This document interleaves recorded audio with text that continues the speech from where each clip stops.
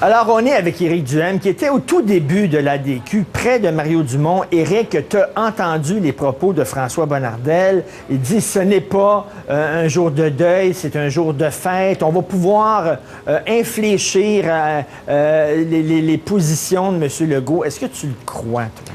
Ben écoute, j'y souhaite bonne chance. Je pense que mais François Bonnardel... Tu crois sa bonne foi, j'imagine. Oui, je crois sa bonne foi, mais je crois pas du tout que la CAQ va se transformer en un remake de l'ADQ. Au contraire, je pense comme toi que ça va être dilué à tellement qu'il ne restera plus rien, que ça va goûter rien que l'eau.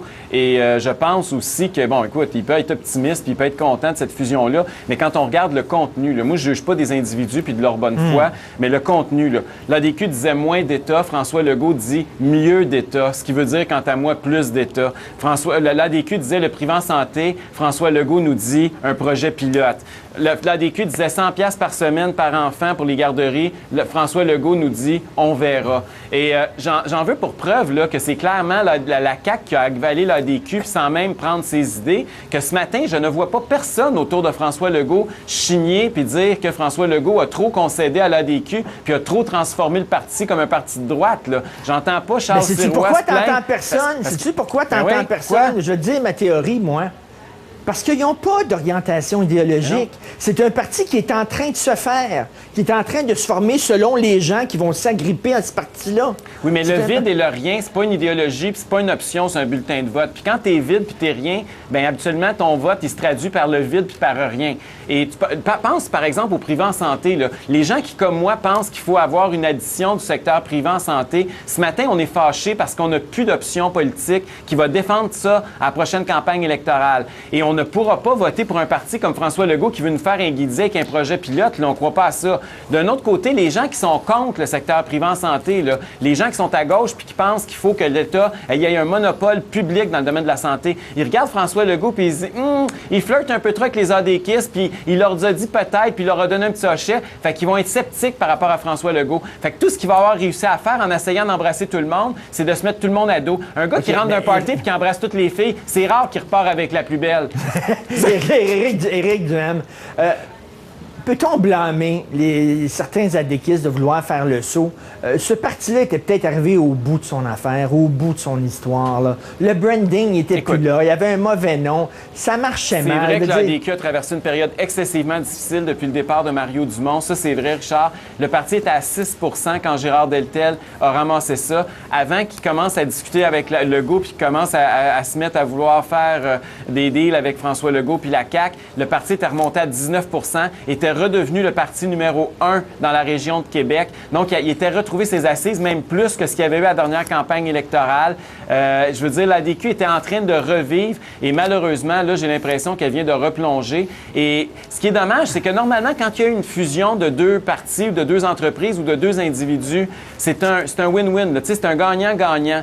Aujourd'hui, j'ai l'impression que l'alliance entre l'ADQ et la CAQ, ça donne un perdant-perdant. L'ADQ a perdu son âme d'une certaine façon, sa raison d'être, ses idées. Et d'autre part, la CAQ est en train de perdre aussi son espèce... Tu sais, je veux dire, François Legault est en train de bâtir un parti, puis là, il s'adjoint des gens qui ne correspondent pas nécessairement aux péquistes que lui amène, les péquistes déçus qui transportent la CAQ. Non, mais moi, j'ai l'impression qu'il amène n'importe qui. Si ça te tente de faire partie de la CAQ, t'es un caquiste. Ça vient de finir. Regarde le sondage. Ben oui. Justement, là, les gens, ils savent pas c'est quoi les valeurs défendues par ce parti-là, parce que le parti lui-même est flou. C'est comment tu veux qu'on sache s'ils sont à gauche ou à droite quand François Legault n'est même pas capable de nous répondre quand on lui demande la question? C'est difficile. Là. Moi, là, je comprends pas. François Legault, il se dit encore personnellement souverainiste, mais dans un parti qui serait fédéraliste ou puis là, il a adopté le slogan puis le mot autonomiste de l'ADQ. Fait que là, tu regardes ça, tu te dis, non, c'est une pizza ou c'est un parti politique?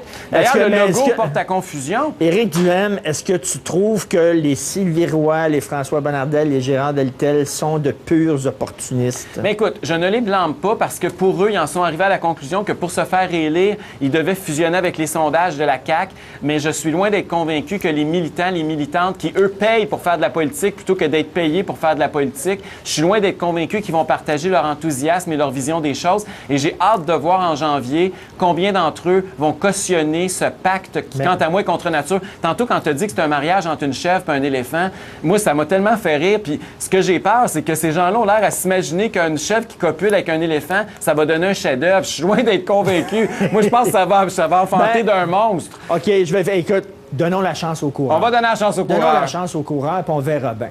On verra. De toute façon, c'est le slogan de François T'aimes pas ça? Legault. Oui, on verra. C'est son slogan, François Legault. D'ailleurs, t'aimes pas ça, toi, quand on démonise de façon débile le Parti conservateur? Là, Jean Chrétien a dit que les conservateurs vont ramener la peine de mort. C'est fini l'avortement. Vont annuler le mariage des gays. C'était-tu du délire, ça, quoi?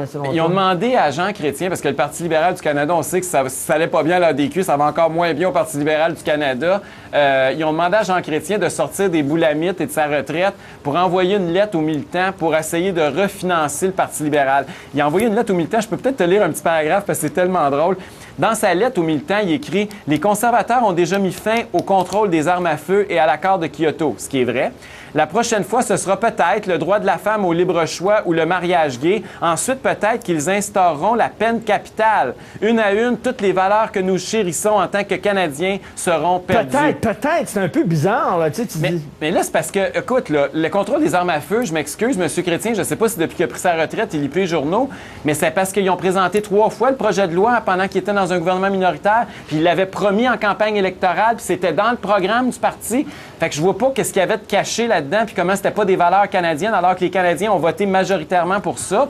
Deuxièmement, quand il dit qu'ils vont la prochaine fois peut-être abolir le droit, le droit de l'avortement des femmes et le mariage gay, où il prend ça? Le parti s'est engagé à faire le contraire. Tant qu'à faire, il est aussi bien de dire que les conservateurs sont à veille de manger du ragoût fait avec des cuisses de Québécois, puis que Stephen Harper, il adore les Québécois quand ils sont bien cuits seulement. Je veux dire, c'est dire n'importe quoi. Il y a des gens qui disent, il y a des gens rien. qui disent, ils sont de plus en plus sévères sur la justice, puis effectivement, ils défendent beaucoup la famille, puis tout ça.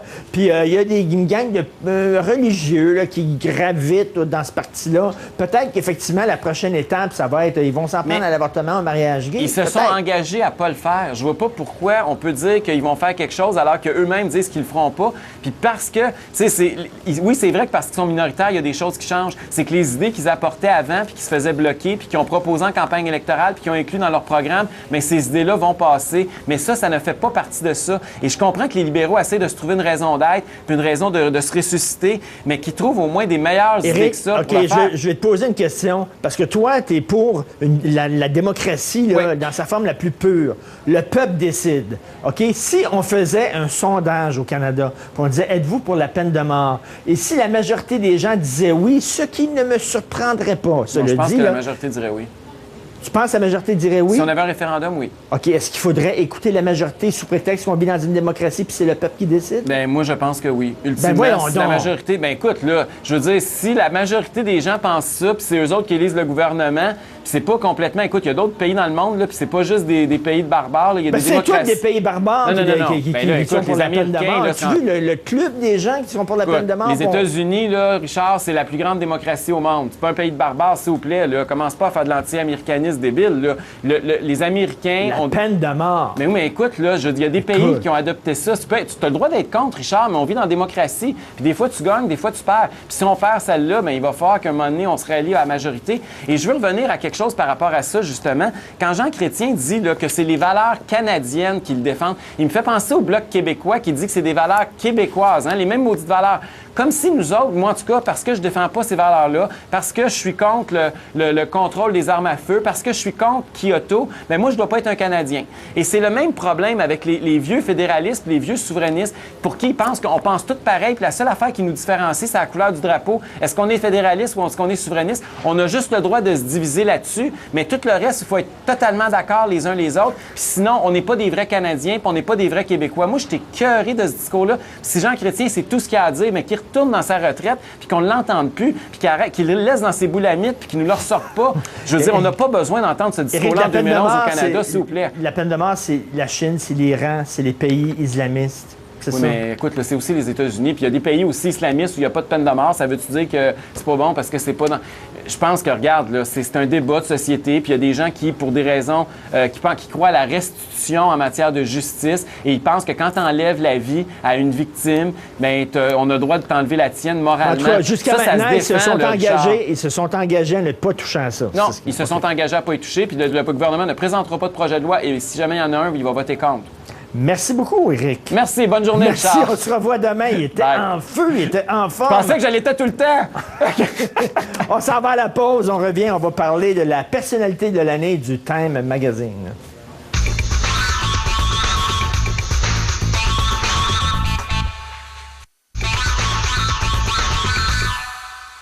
Éric, je te garde parce que la personnalité de l'année du Time Magazine, c'est quelque chose de très important. Oui. On l'attend toujours. Alors, ils ont nommé le manifestant et je pense que c'est une excellente idée. Et effectivement, c'est le personnage qui a marqué l'année. Le printemps arabe, lorsqu'on pense à les indignés, Occupy Wall Street, les gens qui ont manifesté en Grèce, en Italie contre Berlusconi. Le citoyen, maintenant, dit « Hey, je veux me faire entendre. Ouais. C'est pas vrai que ça va être rien que le système économique qui va gérer les affaires. Je veux aussi faire partie prenante des décisions. » C'est une bonne chose que le citoyen dise oui. Je vais être là, je veux participer, Puis, moi, là. je pense que ça fait partie aussi, il faut le dire, là, on travaille dans les médias, puis on le voit tous les jours. Moi, je pense que ce qui a marqué l'année aussi qui s'achève au niveau technologique, c'est la démocratisation de nos médias. Hein. Il y a une explosion de gens sur les médias sociaux, sur les réseaux sociaux. On a de plus en plus accès à l'information. On a l'impression de plus en plus que comme citoyens, on n'est plus des acteurs passifs, on est des acteurs actifs et on a notre mot à dire sur à peu près tout. Et ça, je trouve ça extraordinairement positif. Et, d'ailleurs, il y a des livres aussi, là, qu'est-ce qu'on peut faire pour changer le Québec. Marc-France Bazot, avec Vincent Marissal et Jean Barbe en ont sorti un. Il y a des films militants. Joanne Marcotte a sorti un livre. Tu vas en sortir un en 2012. Les gens veulent s'impliquer dans le discours, dans le débat public, ce qui est une bonne chose. Mais pour la démocratie, c'est excessivement sain. C'est la base d'une démocratie que les gens s'expriment, que les gens se manifestent et manifestent. Puis moi, tu regarde, je suis pas d'accord souvent avec ces manifestations-là. Tu sais ce que j'ai pensé des indignés à Montréal, mais en même temps, je renie pas le droit de ces gens-là de s'exprimer. Je pense que c'est important qu'ils puissent faire valoir leurs idées. On préfère ça à une société où personne s'indigne, où personne proteste. Si les gens se disaient plus un mot, puis tout le monde fermait le gueule, puis ils se laissaient faire par le gouvernement, on serait pas mal moins en santé démocratiquement.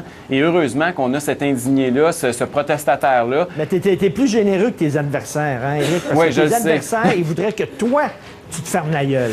Tes adversaires sont pour la liberté d'expression, mais pas toi. Puis ça, on a vu, parce que pendant qu'on a vu justement qu'effectivement, il y avait une démocratisation des médias, on a vu qu'effectivement, ce courant-là nouveau aussi qui apparaît, d'essayer de museler du monde. On l'a vu avec la Fédération professionnelle des journalistes du Québec. On l'a vu avec le rapport Payette qui a été commandé par le gouvernement du Québec sur les médias. On l'a vu avec le statut de journaliste qu'ils essaient d'imposer pour museler les blogueurs, que le gouvernement du Québec veut donner accès à des sources privilégiées. Donc, on voit les gens de plus en plus s'exprimer. On voit un contre-courant minoritaire, heureusement, qui, lui, essaye de museler le monde et essaye de les censurer. Mais Éric, il y a une affaire sur la page couverture du Time, je ne sais pas si on peut la revoir, là, le protestant, là, c'est que c'est une personne qui est voilée. Oui, ça aussi. Et moi, là, j'aime ça qu'on proteste à visage découvert.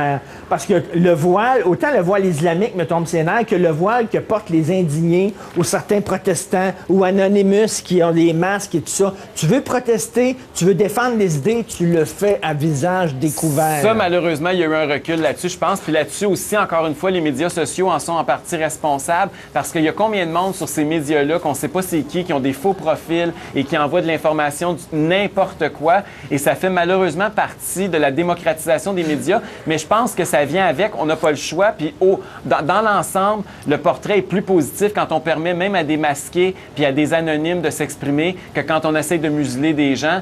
Donc, on est obligé, ça fait partie, là, c'est comme le prix à payer pour avoir une plus grande liberté d'expression. Il faut accepter les voilés, pas dans le sens islamique, mais dans le sens de manifestants. Et deux petites nouvelles. Écoute, c'est le retour de Noël sur le plateau Mont-Royal. Ah oui. Parce que sur l'avenue Mont-Royal, les commerçants, l'année passée, c'était Joyeux décembre qu'ils souhaitaient. Là, il y avait une campagne pour encourager les gens à magasiner. Joyeux décembre. Là, on revient avec Noël sur l'avenue. Donc, hey! C'est le retour. Il y a quelque chose de courageux à dire Noël aujourd'hui. C'est pas croyable comment la rectitude politique est folle au Québec. Hein? Mais ils reviennent pourquoi? Parce qu'il y a du monde comme moi, comme toi, comme plein d'autres au Québec l'année passée qu'on s'est insurgé. Moi, quand je suis allé magasiner sur Mont-Royal puis qu'on m'a donné on me souhaitait Joyeux décembre, la fille, elle me souhaite Joyeux décembre. Qu'est-ce que c'est ça, Joyeux décembre? Pourquoi pas Joyeux avril? Ce qui est le fun, c'est que même le plateau, qui est le paradis de la rectitude politique, ils sont tannés, eux autres aussi. On se voit demain. Bonne journée. Bye.